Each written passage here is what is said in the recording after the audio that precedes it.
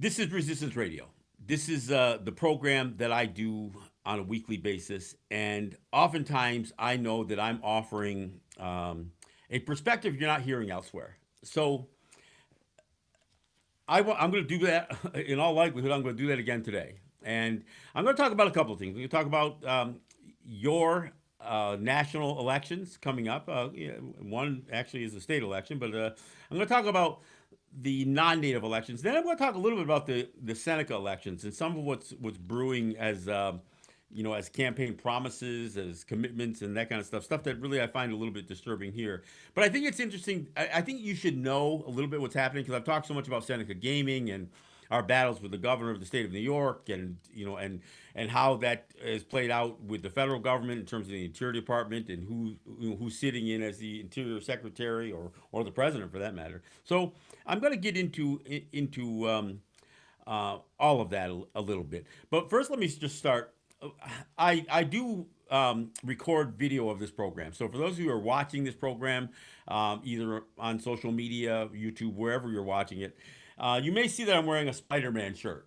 Now, I'm not, necessarily trying to endorse the Marvel Cinematic Universe. I'm wearing the shirt in support of the Minneapolis Spider-Man, the guy who attacked the racists that were trying to stir up trouble in Minneapolis, as if there hasn't been enough trouble there already. He attacked this. I don't even know what the guy, Jake Lang or something like that is the guy's name. He's just a moron. And so Spider-Man, because we don't know who it was at first, Spider-Man jumps on the back of this truck where there's a sign that says this guy loves black people but hates, the N-word. And so Spider-Man jumps up there. And look, let me just say this. The vast majority of people who were protesting this racist in Minneapolis were not black. They're as you see the scene of the incident. Most of those folks there were throwing stuff at this guy and raising a lot of ruckus. And then Spider-Man jumps up. Now you don't know who Spider-Man is at first, because as we know, Spider-Man is he keeps his identity anonymous. Well, to make it a long story shorter than it had long, I guess.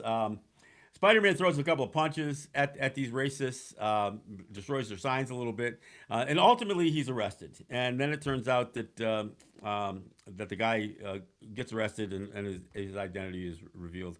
And look, I'm not wearing the shirt because I'm asking you to donate money to his legal fund, and there are plenty of people doing that, and you can find it online. I don't need to get into all the specific details, but and I think they generated almost $100,000 so far. I think he's only charged with a misdemeanor of disturbing the peace or something like that. But here's the question I have about Minnesota. Minnesota's got this, both the governor and the lieutenant governor. Either one of them could step up and make noise, and there hasn't been a sound out of either one of them. And one of those persons is the lieutenant governor, is Peggy Flanagan, who's running for the U.S. Senate seat in Minnesota. So I ask these questions. I don't know why it is so difficult for Democrats to take such a strong position against racism. And I mean, look, Walz isn't even running again because I guess he couldn't take the heat after trying to run as the vice president in the last election. So you got to question the courage. You got to question the commitment that you get out of these folks. And here's what I say, and I'm not going to spend the whole program talking about Spider-Man, although I'm proud of the work that he did.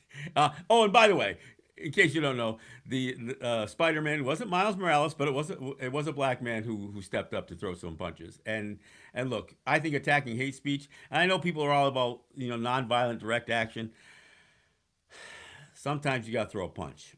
That's all I got to say. I'll leave it there. All right, so let me say this. I made this statement, and I know I get a lot of feedback when I say this, and I pushback, I should say. I've made the statement that I believe Republicans are inherently racist.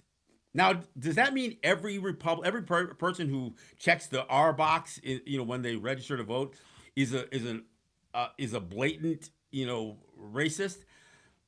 Maybe not. But they're tolerant of racism. Otherwise, they wouldn't be a Republican. And so I can't stress that point anymore. But having said that about Republicans, what I say about Democrats is they are inherently hypocritical, which means they won't stand by a commitment to anything. And and again, where's Peggy Flanagan's voice on being an anti-racist? Haven't heard her, and she's not just a Democrat, she's Native. I mean, she's a Native whose family is from White Earth Reservation, one of the largest reservations in the state of Minnesota, and I'm going to talk about a bunch of these Native candidates running for offices, and I'm going to express my thoughts on it, because I know that I am offering a counter narrative on these, because some people want to say, oh, it's so great, we've got Native people running for these offices, they're gonna fight for us, and they're going, we're empowering Native people by putting people in these offices, and I'm saying, nah, not so much, and especially not so much because, like I said, when look, for one thing, the majority of people in Congress that are Native are Republicans. I mean, most of them are Republicans. There is one, and that Sharice Davids, who is from Kansas, who's running for re-election. She's a Democrat, but you know what? Again, the hypocritical nature of Democrats. She fully endorsed Mark Wayne Mullen, who was the Oklahoma senator who was nominated to head up the Department of Homeland Security. And he's a moron. I mean, he's totally unqualified, but she endorsed simply because because he is a card-carrying member of the Cherokee Nation of Oklahoma. Well, I'm sorry. I don't believe anybody in any system should vote for somebody or support somebody simply because of what they look like or whatever card they carry. I don't think Democrats should vote for Democrats if they don't agree with their policies. I don't think a black person should vote for a black person if they don't agree with their policies. I don't think a woman should vote for a woman if they don't agree with her policies. I mean, and call me, disruptive by offering this opinion. So let me go through it. So as I mentioned, Sharice Davids is running for Congress. She's running for a House seat out of Kansas. She's Ho-Chunk. Now, keep in mind, Ho-Chunks don't live in Kansas. So she's representing the state of Kansas, some district in Kansas, and she's kind of touting her Native ancestry, but it's not related to the state or the area that she's living in, and of course she had no problem fully endorsing a bit of a racist, not very intelligent guy by the name of Mark Wade Mullen, who is a card-carrying Cherokee out of Oklahoma. Was one of the few senators in Native senators, and again, a Republican. He helped tip the scales where there was more Republicans in Congress totally than the Democrats, Native Democrats. So that's Sharice Davids. She's running for re-election, and we get inundated. Look, if you're a Native person and you're on Facebook or any other social media, you get hit with all of the campaign stuff from every one of these Native people. So who else do we got? Okay, we got Peggy Flanagan. Peggy Flanagan, again, Lieutenant Governor of Minnesota, has been completely silent on this Spider-Man incident, on this racist incident. She claims to be against ICE, and she claims to be for health care for all, or whatever, Medicare for all, or whatever else, and standard Democrat positions. Because let me be clear, all these people I'm talking about, they're Americans. I don't care what their Native ancestry is. They are American citizens. They tout and they're proud of their American citizenship. They are obviously have to be Americans to run for these offices. That's what they do. Okay? So just to be clear, I just think that we have to call it what it is. Now, I got accused of bashing these people by calling them Americans or calling them Democrats by another Native person who happens to be running for a tribal council in Maine. She thought I was being just absolutely just bitching and moaning, complaining, and whining about these women. Look, let me say this as I go through the list. And again, let me just quickly go through the list. You got Sharice Davids running for Congress in Kansas. You got Peggy Flanagan running for the Senate in U.S. Senate seat in Minnesota. You got Mary Peltola from Alaska. She's running for Senate. And then you've got Deb Haaland running for the governor of New Mexico. Now, to be clear, these all four of these are staunch Democrats. Now, they may have the appearance of Native ancestry. They may be card-carrying members of a tribe. But when you look at their citizenship, if you look it up on Wikipedia or something, it's going to say American, and then it's going to say Ho-Chunk, or it's going to say White Earth Ojibwe, or it's going to be Laguna Pueblo, or whatever it is. But let's be clear: the United States doesn't recognize our citizenship as Native. They don't recognize that we are citizens of our own respective nations. And these aren't exactly words that I'm crazy about. I'll talk about that. We've talked about word swaps. Citizen, you know what the word citizen means? It means that you have an allegiance to a government. And it isn't tied necessarily to the land. It's tied to the government. And it's a legal allegiance. It is literally an allegiance that if that allegiance is broken, there's, obviously you can sometimes be charged with treason. So, I mean, let's understand. So I'm not allegiant to any government, not native government, not non-native government, because I think most of these governments have been fully manipulated by the system, and none of it represents my culture. And to the extent that there are still longhouse communities, I'm sorry, I don't see any longhouse community fully following the Guyana-Goa, which is essentially our way of life. So I will not commit to men or women sitting on a council, whether it's elected, appointed, however they claim to have gotten there. I'm not going to make my allegiance to those human beings. I will make my allegiance to the people in general. So, having said that, I just needed to get that out of the way. All right, so we got Peggy Flanagan, who, again, staunch, right down, maybe on the progressive side of the Democratic Party, but she is a Democrat. She's an American who happens to have Native ancestry. She didn't grow up on the White Earth Reservation. She's lived almost her entire life in the Minneapolis area. Now, I'm not saying that she has no connection to community. I don't know. And I'm not calling her down for that. And you know what? She may be a great senator for the state of Minnesota, but she's not going to be a senator for the White Earth Reservation. That's not what she's running for. And to the extent that Native people may or may not vote for her, we're not going to tip the scales in any place. We don't vote in Native elections at a very high rate. Just to be clear. So we certainly don't vote in American elections. So that's Peggy Flanagan. Then we've got the woman who I think is currently she's a congressman now, but Mary Peltola, and she's running for the U.S. Senate seat in Alaska. Now, again, Democrat. That's what she is. Now, I'm not saying again that she's not going to be a great senator for the state of for the state of Alaska. I'm not saying she's not going to be good for the state of Alaska, but every one of these people are going to be serving the national interest of the United States in Congress. That's what they do. And to be clear,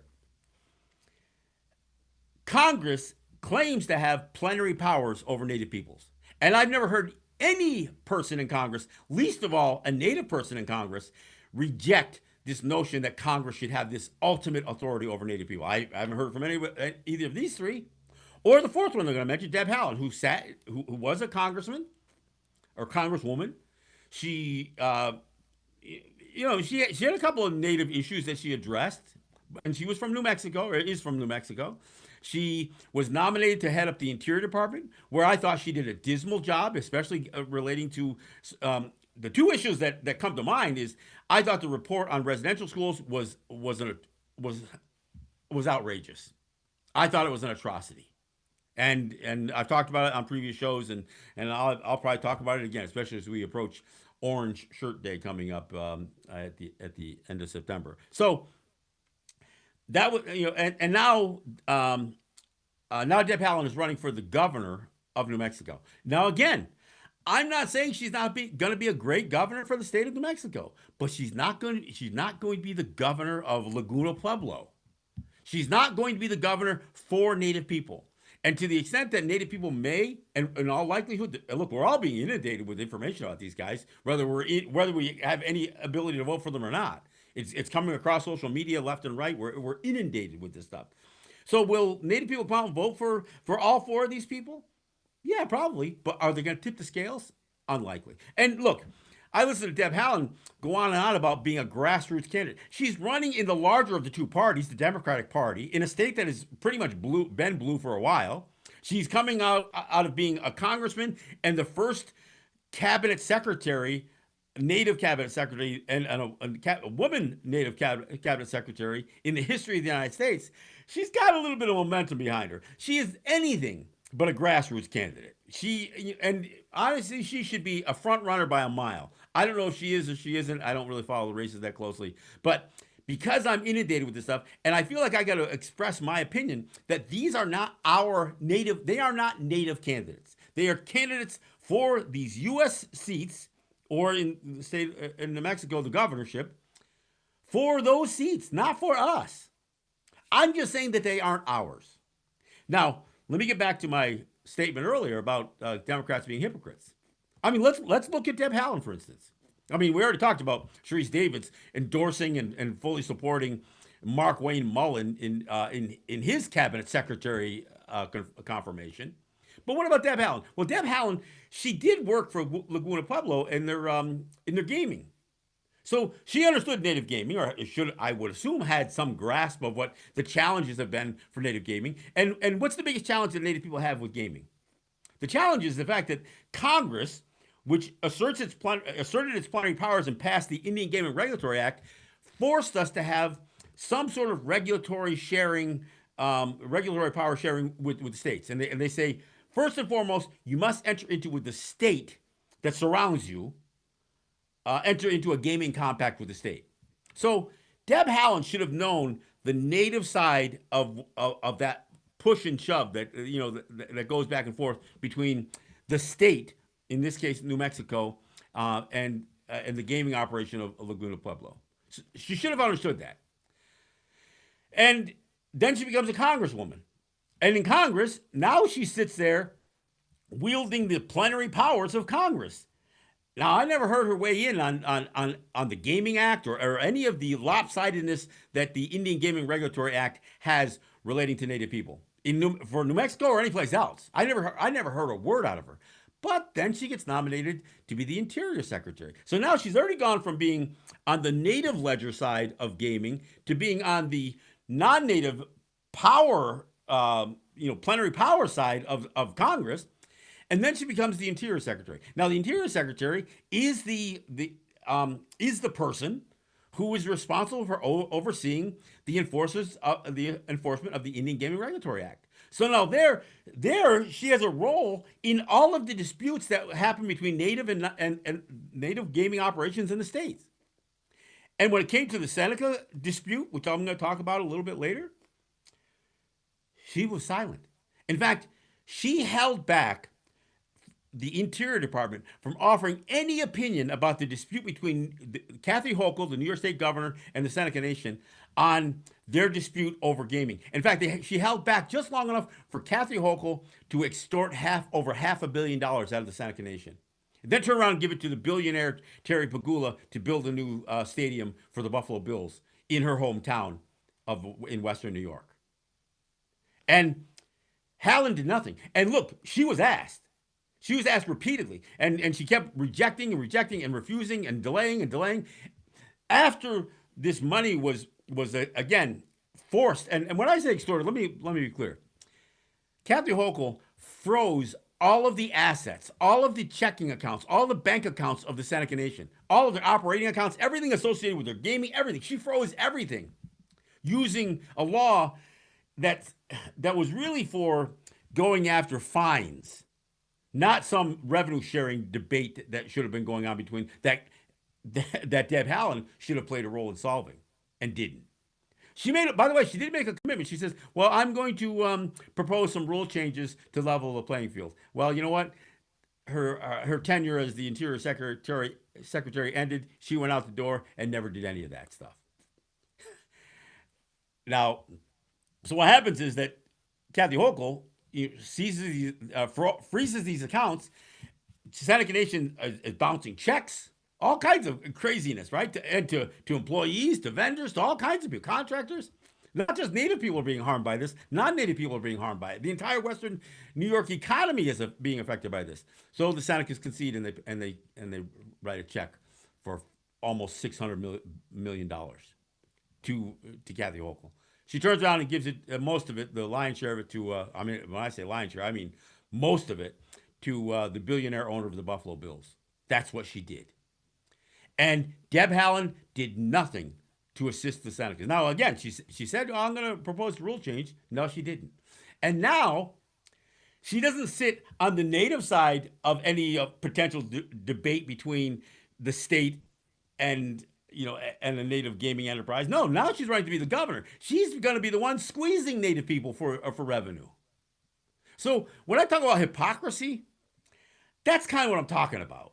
So when you're a Democrat, you can take whatever position you need to take to fulfill your obligation to party and to basically your benefactors. And the same goes for the Republicans. I'm not saying that's not true there, but Republicans pretty much stick to their guns on their racist viewpoints. They don't flip flop back and forth too often. They're wrong. I mean, I'm not saying they don't flip flop, but they flip flop for other reasons, not because of philosophical reasons. But Democrats have no problem changing sides. I'll give you another example. I just was listening to a story about Tulsi Gabbard. Tulsi Gabbard ran as a Democrat for Congress from Hawaii. She was kind of a progressive. She was actually in the Bernie Sanders camp. And then somehow manages to flip so badly or so much that she becomes not only a MAGA Republican, but a Trump appointee to Secretary of Intelligence. I mean, this is a woman who clearly lacked intelligence, but that's what she was. That's what she got put up. So this is, again, an example of complete hypocrisy on the side of a Democrat. And look, she's not alone. There's a history. Ben Nighthorse Campbell runs as a Democrat, flips over to the Republicans because there was frankly more money and there's more support. It was better for him to be a Republican. It wasn't better for the people that he represented, but it was better for him. So we see this happening all the time. Even if you don't do a complete party change, you got this Fetterman guy who's, I don't know that he's playing with a full deck. He seems as disoriented as Donald Trump. But again, when I say that Republicans, clearly one of the hallmarks of the Republican Party is racism, you can't ignore the fact that one of the hallmarks of the Democrats is hypocrisy, and you see it in everything from how they deal with Israel, how they deal with healthcare, how they deal with so many things, and to the extent that they will cave in. And it's funny, what do they call Trump taco? Trump always caves in, or I don't know, something like that. I don't know. I see Democrats caving in all the time.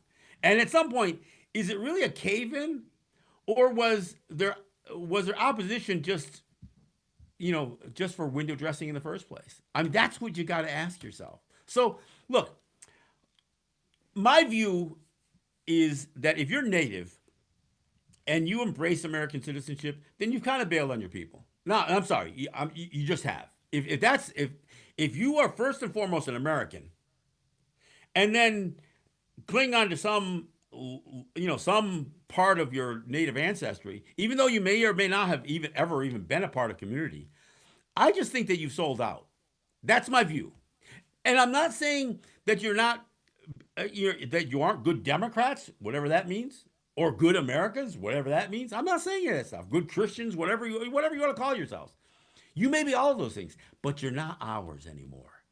In Haudenosaunee culture, we refer to the Ahade, the Tura Wampum. And what we say is that we have two paths.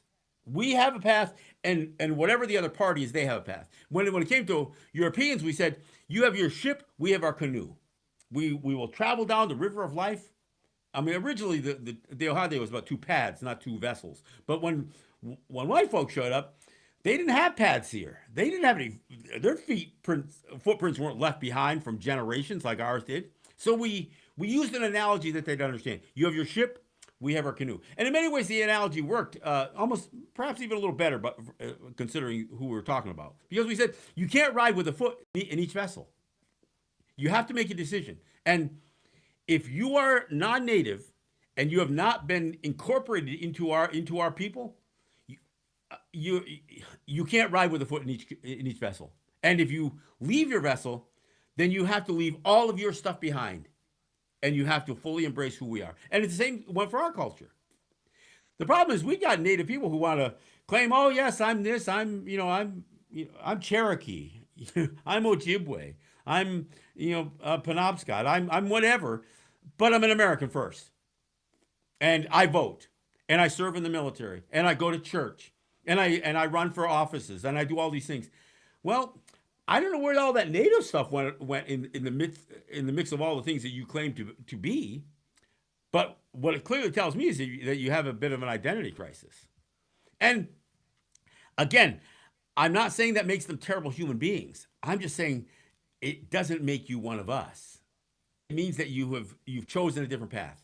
You've chosen to walk a different path than what our Haaland, what our Turo Wampum would have suggested. Now, I'm not saying all nations have that same kind of philosophy. So I throw that out there because as a Gunyagahaga, as a Mohawk, I can't participate in a governing system that is foreign to the Haudenosaunee. I don't think that I can and still maintain my identity as Ungwe, as Gunyagahaga, as Haudenosaunee. I don't think that I can do it. So I won't endorse these candidates running for office. And you know what? Let me say this again. I couldn't support one of these candidates anyway. I don't live in Alaska. I don't live in Minnesota. I don't live in in New Mexico. So the fact that you're splashing yourselves across social media, begging for dollars, calling yourself grassroots candidates and all that stuff, shame on you. I mean, you're in the largest party of the United States, and if you're in a state that is purple, because let's face it, there is no such thing as the United States. There's red states, there's blue states, and then so-called purple states, swing states. There's no United States. I mean, that's a fallacy all by itself. But I just felt like I had to put some of this stuff out there because I think the whole idea of following where these candidates have been, in spite of where they claim to have come from, they just fit the hypocrisy label to a T. And again, I understand that that's the hallmark of being a Democrat. They call it compromise, right? They call it compromise, big tent stuff, right? But it's a big American tent. And our role as Native people is almost irrelevant. There's none of these four candidates that are going to stand up for Native people as the governor of New Mexico, as senators or as congressmen. They really have. I'm not saying they won't pass legislation, but when they pass legislation relating to Native people, what is that all about? I'll tell you what it's about. It's about plenary powers. Because as they sit in Congress, they believe they have ultimate authority to regulate our lives. And they lie about where that authority comes from. And that's why I rail so hard against the doctrine of Christian discovery, the trust doctrine, and the plenary powers doctrine. It's why I always talk about it on the show. I mean, that's why. All right, let me shift gears a little bit. Because ironically, no, it's not ironic, and it's not even a coincidence. It's, again, it's more assimilation. The Senecas have an election coming up, and they happen to have their election on the same day as Americans have their election. So the Senecas have an election, and here's the Seneca deal. A president, a treasurer, which is the secondary executive, there's no vice president, and the clerk will be elected, and half of the council. Now, the way the Seneca politics works, there are 8 councilors from Allegheny territory, and then there's 8 councilors from Cattaraugus territory. Cattaraugus is where I live. And half of them, so 4 from Allegheny will be reelected, and 4 from Cattaraugus will be reelected. So there's a lot at stake. And one of the things that's happened over the last 2 years is the current president of the Seneca Nation, a guy by the name of J.C. Seneca, has gotten nowhere with his compact negotiations. Let me explain that. The compact between New York State, Kathy Hochul, and the Seneca Nation expired over 2 years ago. It expired. So there is none for all intents and purposes. So what the Senecas agreed to with the state of New York is that while we're having these good faith negotiations towards a new compact, which they haven't had, we will continue to set money aside at the same rate that we were before with revenue sharing. Now, in case you don't know what that is, it's 25% of the net slot drop. But by the time you take all the costs that the Seneca nations cover with their 75%, that amount of money the Senecas were setting aside was literally half of all the revenue that they generate from gaming. In fact, in the 21 years of operation, the Seneca nation took in for themselves into their own coffers $2.4 billion. It sounds like a lot of money. It's not. But the state got $2.2 billion. And those numbers would have been reversed if the Senecas didn't hold out on them for a period of time and negotiate a settlement. The state literally would have made more money off of Seneca gaming with no investment, no real stake in it, other than what the federal government calls for them to have by mandating a gaming compact. And the Senecas still live, 30% of the Seneca population still lives below the poverty line. The Senecas are in trouble. They've been losing gaming revenue to the state of New York and to other places as well. Everything with sports betting, lotteries, the expansion of gaming. I mean, look, they were giving this money, this revenue sharing, because the state claimed that they were going to give them an exclusivity, an area of 15 counties, all of Western New York. Then the state turned around and turned the racetracks into casinos. That's why, but we're only doing Class 2 gaming. Well, it still takes away the revenue. Look, a Class 2 slot machine looks, plays, sounds just like a Class 3 slot machine. We can get into the minutia about what makes them different. It used to be what made a Class 3 slot machine different was that you had to put money in, you pulled the handle, and money came out if you won. But that doesn't even exist anymore. No place. I mean, I don't even think any of the Vegas casinos have money, tokens or dollars coming out of a machine. It's all coming out in receipts. And that used to be the difference between a Class 2 and a Class 3 machine. One had money in, money out. One, you could put money in, but you would not get money out. You'd only get a receipt that you could cash out, which meant they could track the money even more thoroughly, for one thing. But I mean, there are other differences about how the house bank pays off on these things. But the machines they're slot machines. Make no mistake about it. A Class 2 electronic gaming machine, they can call them VLTs. It stands for video lottery terminals, but they are slot machines. In fact, that's what the state called them. When the state opened up their slot parlors on these racetracks in the exclusivity zone, they called them. They called the racetracks casinos, and they called their machines slot machines. They didn't pull any punches. Now, after the Senecas raised some noise about it, they said, well, okay, we won't call them slot machines anymore. And we won't call them, we'll call them racinos. We won't call them casinos. Well, that really changed a lot. And of course, then the state went ahead and changed their constitution so they could build Class 3 gaming facilities. And they built one right within the Seneca market. It's outside of that exclusivity zone, barely. And so that's what the state has done. So for the last 2 years, the Senecas have been putting money aside at the same rate that they're putting money aside while they had an effective compact. Now, where does that money come from? It comes from the slot machines. It is slot machine revenue.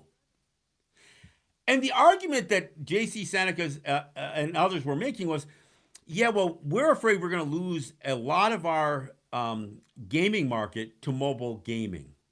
So we think we should still continue to do revenue sharing to ensure that we get that mobile gaming comes to the Seneca gaming operations. Well, here's the problem with all that. Then why would you take slot revenue to give towards a whole other gaming area? Why if you're going to give away mobile gaming revenue, okay, but understand that revenue sharing is only legal. Now, I'm not saying this is enforced, but it's only legal if the state offers a concession. If the state gives you something of value and of significant value. In fact, when they say significant value, the state has to offer a concession that is more than what you're going to share revenue with them for. So let me say it again. So if the state's going to offer a concession, the value of that concession, and it has to be quantifiable. The two things it says, it has to be significant, it has to be quantifiable. So if the state offers a concession, it should have a known value. And that value should be less than the revenue that's being shared with the state. Otherwise, why do it? I mean, it's not in the interest of the Seneca nation to offer revenue sharing if it's not a net win for them. And it hasn't been. Not by a long shot. Not by a long shot. And again, 21 years of sharing revenue, all the while the state was taking market share and continues to take market share. Because now, obviously, there's sports betting, there's what are these predictive markets, Kalshi and Poly market. There's all these ways that people can gamble money away. And it takes away from the brick and mortar facilities that the Seneca Nation has. Now, if the Senecas kept all the revenue, they could still afford to lose some market share. Eventually, they're gonna lose. Look, they've already got one casino that's in the red, another one that barely makes money. The only one that is clearly in the black operates because it doesn't have all of the amenities. It doesn't have as many restaurants. Doesn't have it doesn't have an event center. It doesn't have a hotel, and that's the one in Buffalo. That's the only one that's really profitable. The other ones are marginal or in the red. I'm not saying that there isn't money coming in, and I'm not saying there aren't gainful employment that comes out of it, but they are not the money making that they used to be. And especially what makes them not make money is the fact that you're taking half the revenue and putting it aside for the state. So where does that leave us in the Seneca election? Well, here's what was being proposed at a special council session last night. J.C. Seneca was proposing taking the money, which is now probably another $500 million or more, that's sitting in an escrow account, and saying we're only going to give half of it to the state, and we're going to keep the rest, and then perhaps we can up the annuities that go to the individual Senecas. So they're trying to buy the Senecas with this money. But why are you giving half of it away? And why are you still setting aside? If you're not going to get anything that bolsters your slot machine market, why are you taking slot revenue and putting it aside, allegedly, for the state? And then, even if you plan to keep half of it, why would you give the other half back to the state? For what? And we'll get to the for what in a minute. I mean, it just doesn't make any sense. If you're proposing a whole other area of gaming, mobile gaming, computer gaming, internet gaming, if that's what you're proposing, then maybe give a percentage of that away. But keep in mind, if you get in that business, you're going to hire a contractor that brings mobile betting to the Seneca Nation. They're going to get a big piece of it. Then what's left of it, you're going to give a part of it to the to the state. And all the while, that gaming, even that mobile gaming, is going to be taking some of the market share away from what you really have the opportunity to keep 100% of, which is all of your gaming revenue. So there's that. So let's talk about, well, what's the concession then? What is the concession the state is offering? For one thing, the state of New York doesn't have mobile betting. Not yet. In order to do it, here's what New York State would have to do. They would have to go back and do a constitutional amendment, because what they did to capture Class 3 gaming, to make Class 3 gaming by the state and licensing by the state legal, is they had to go do a New York State constitutional amendment. Now, here's what has to happen with a constitutional amendment in New York State. You have to have a referendum. Then you have to have 2 successive state legislatures approve what the referendum voted for. It's a 2-year process at least. And in all likelihood, it took decades for the state to finally soften up on gaming. And why did they soften up on gaming? Because Native people were in it. The only reason New York State legalized gaming was because Native people were already doing it. They didn't like the idea that Native people found some niche that they could generate revenue. I'm not a big fan of gaming, so let me be clear right up front. But I understand its value. But the problem is, Native gaming literally became the tail wagging the dog, because all of its policies, all its relationship with the state and the federal government hinged upon gaming. And that goes for everything from some of these guys that are vying for recognition. Shinnecock come to mind. Gaming is the ultimate goal, because they couldn't even afford to pursue federal recognition if they didn't have some sort of commitment to do gaming if they got it. And people argue whether that's fully true or not, but I know that I've had that conversation with some of the folks from Shinnecock. But gaming is always going to be the 800-pound gorilla in the room. And even when there was a Native Interior Secretary, we couldn't get an even shake out of the federal government. And again, let me go back to why we have to deal with the states the way we do. Well, it's because the Indian Gaming Regulatory Act mandates a gaming compact between the states and the native territories that are pursuing gaming within those states. And that's called for because Congress claims to have plenary powers. Now, where does this plenary powers come from? It came from the Supreme Court. In fact, there was a case in California where California was going after the Cabazons over bingo. It wasn't even Class 3 gaming. It was Class 2 gaming. And ultimately, it went to the Supreme Court. The Supreme Court said, look, if there's no underlying statutory framework to regulate native gaming issued by Congress, then the states can't claim to have authority over gaming. So no, you can't shut down the Cabazon's bingo. You have no authority over their gaming operation. And neither does the federal government. That's what the Supreme Court said. But they also said, however, under the plenary powers doctrine, Congress can do whatever they want with Native people regarding gaming. They could prohibit it altogether. They could create a whole system of laws and regulatory, agenda, where again. And so what did they do with their plenary powers doctrine? They gave some of it to the state or the states. They actually empowered the states to have some regulatory control over Native gaming. And in many ways, put the states in a position that was not very balanced, where the states could literally squeeze revenue out of this revenue sharing, clause of a compact, simply by saying, well, we don't need to really negotiate a compact with you at all. We can refuse. We don't have to negotiate with you. And so all of the gaming consultants, all the lawyers, all of the people who were trying to advocate for gaming for their own self-interest, told the Senecas and everybody else, well, you got to pay to play. You got to give the state something. Offer them gaming revenue, offer them revenue sharing, try to get something in return. And the problem is, many of them didn't get anything in return. And the Senecas certainly didn't. Their so-called exclusivity, it was so well defined that the state knew how to get around it by doing Class 2 gaming, expanding Class 2 gaming in their exclusivity zone. And then changing their state constitution to put gaming operations still close enough to impact the Seneca market. I mean, that's just what they did. So, so I say all this stuff because, the current president, who's going to be elected out, he can't run again in November, so he's going to be gone. But he's trying to pitch this idea of pocketing half of the money that's put in an escrow account to try to buy favor with the Seneca electorate. To say, well, we can increase your annuities, but we can't do it unless we pocket that money, and we think we can only get away with pocketing half of it because we got to pay the state. We still got to pay the state. They don't really have to pay the state. But here's the point that I wanted to make, and I go back to the Cabazon case. So the Supreme Court says if there's no underlying statutory framework relating to Indian gaming that explicitly regulates Indian gaming, then the states don't have any power. They don't have any control. And nor does the federal government. So the question I have is, how could New York State, that doesn't really have the right to do mobile betting, give a concession to the Senecas on mobile betting?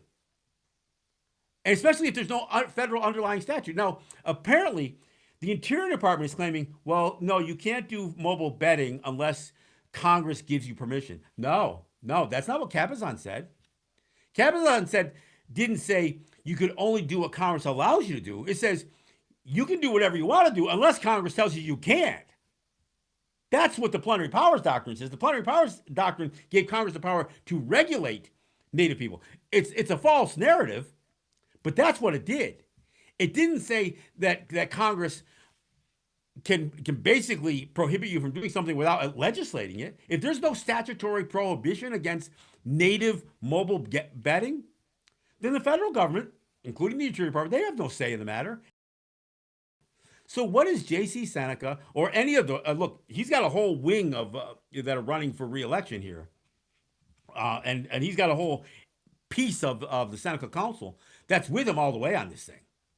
They're advocating paying the state in the hope that one day they will have mobile betting. Now, again, let's say it again. They aren't giving away a percentage of mobile betting. They're setting money aside from the current slot revenue, the current revenue they're generating now. Now, remember when I said $2.4 billion isn't a lot of money? If you divide that up over 21 years, it's less than many school budgets in Western New York. So let me be clear. The Seneca Nation's annual budget is smaller than the budget of most of the school districts in Western New York. So anybody who thinks that, well, that 2.4 billion, that's a lot of money. Those Senecas are rich. No, they aren't. They have to operate for 21 years. They got that. So when you divide it up, it's not very much money, and they've got to operate all of the services, and they give a large piece of it back to their people, which isn't enough to lift them out of poverty. I mean, it still only comes to $700 or $800 a month. So, look, I don't know how more clearly to say this, but this is the problem that we have, right? We have politicians in Congress, ones who refuse to admit that the whole plenary powers doctrine, including the laws they pass with it, the Indian Gaming Regulatory Act, the power to create residential schools for 150 years, that's all come from the same place. And there's no redress. There's no saying, oh, we got that wrong. Oh, we got that residential school thing wrong. Sorry. No.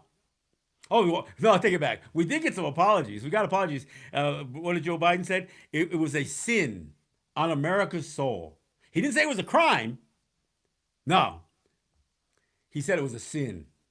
A sin. I don't know what the hell that's even supposed to mean. Can you be prosecuted? Can you be sued for a sin, for committing a sin? I don't think so. Remember that whole separation of church and state thing he claimed to have? Yeah. Sin. That's what he called it. And you know what Deb Haaland proposed? She said there should be money dedicated to properly address the atrocity that residential schools represent. And you know what she suggested? She says, let's add up all the money that Congress paid to commit this crime. We'll adjust it for inflation, and that should be the starting place. That's what we should be. We should have an equivalent amount of money. So wait, so you're saying let's not assess the harm, let's not assess the damages. Let's just see how much the federal government paid to commit this crime. That's what you're suggesting? No, let me take it back. That's what she's suggesting. And of course, that was when the Democrats were in control of the White House. It never happened. Nothing changed. They came up with this proposal as the screen door was slapping them in the ass on the way out the door. That's when Deb Haaland and Brian Newland came up with this report on residential schools. And when I say it was an atrocity, it lowballed every number.